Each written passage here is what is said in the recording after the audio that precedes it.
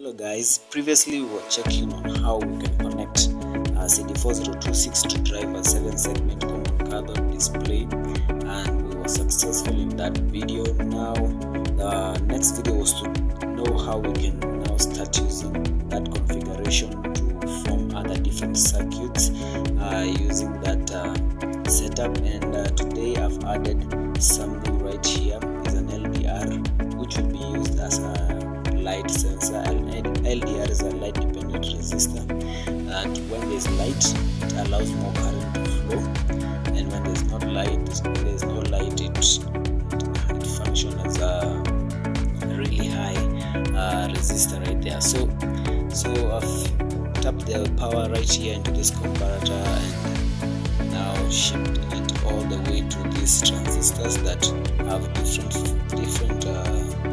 capacitors that will be lighting depending on how this thing performs. So if there's more light it will be running faster, if there's no light it will be running slower. So let's check it out. So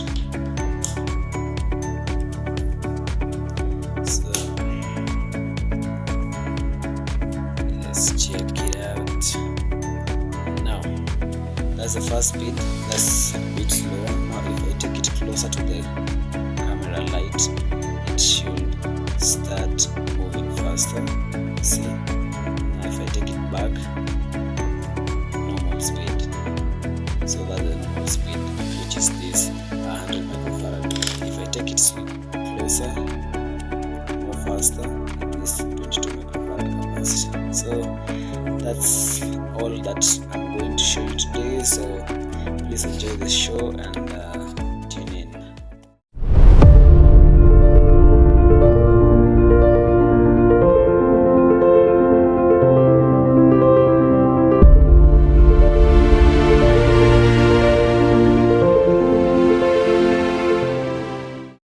Hello guys, welcome to Tronics Energy. This is another episode where we are going to check how we can improve our previous circuit where we were driving our 7 segment display using CD4026, and it was just a normal configuration. We were having NE555 4026.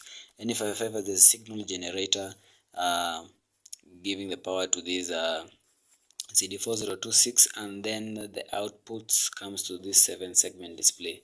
So that was our configuration, just checking how you can connect CD4026 to drive a 7 segment common cathode display. So our next video was to now check how we can use this configuration in other different circuits, and today I have added something right here. So this is a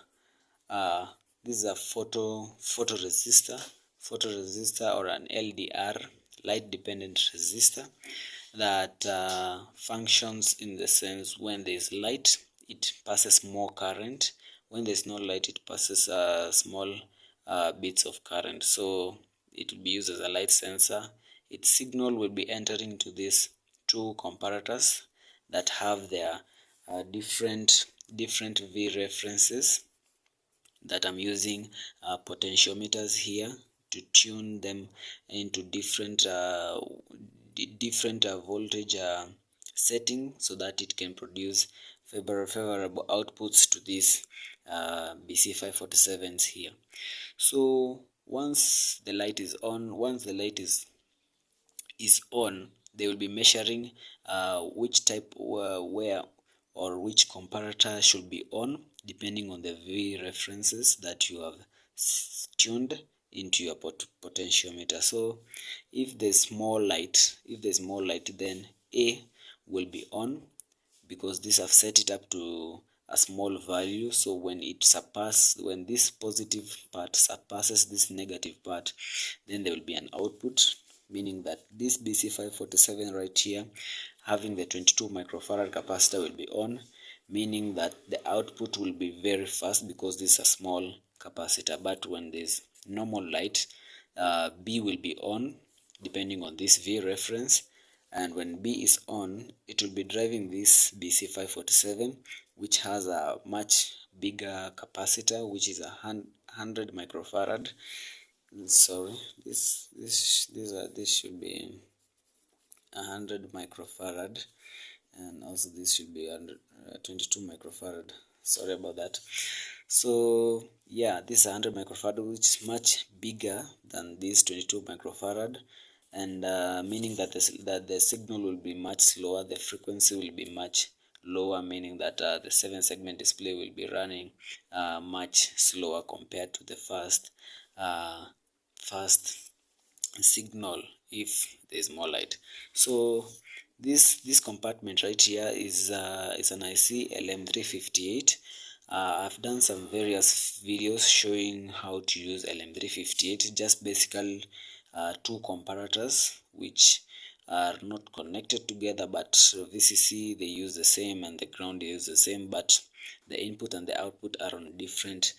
Maybe if I show you what I mean, I show you right here the LM358, so as to get what where we are coming from. So let me check right here to show you. So this is the LM358. As you can see, it contains two comparators. This is the first comparator, the next second comparator. So this first comparator, the positive input of this first comparator is pin number 3, negative is pin number 2, or the inverting input is pin number 2, and then the output is taken at pin number 1. The same to this one. So the non-inverting input is pin number 5, the inverting input is pin number 6, then the output is taken out from pin number 7. So pin number 8 is VCC, and pin number 4 is VCC negative. So this is connected to ground, this is connected to VCC, and that's basically the function. So this is a very simple integrated circuit to use, but you should check the maximum ratings to ensure that you don't overpower your or don't overpower your integrated circuits to avoid damaging it. So that's basically the LM358. So this is a 7-segment, only that mine is common cathode, not common anode. This is a common anode, that's why I've placed the VCC right here. So mine is a common cathode, meaning that these middle pins right here will be connected to negative. So yeah, so my circuit is right here. And the VCC that I'm using is 5 volts plus 5 volts, just to ensure that your circuit is protected, because most of the ratings of these integrated circuits is just 3 volts or 5 volts, and maximum around 10 volts or more.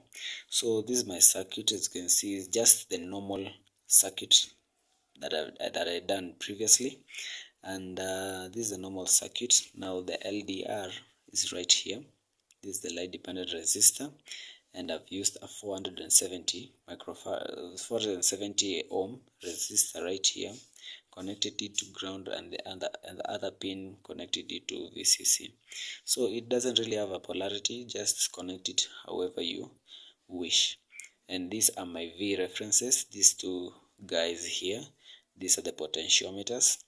So this potentiometer, you can see it using this brown jumper, taking it to the other comparator in this other end, and this is taking it to this first comparator right here, and then the output pin number 1 and pin number 7. So pin number 7 goes all the way here, and pin number 1 goes all the way to here, where they drive these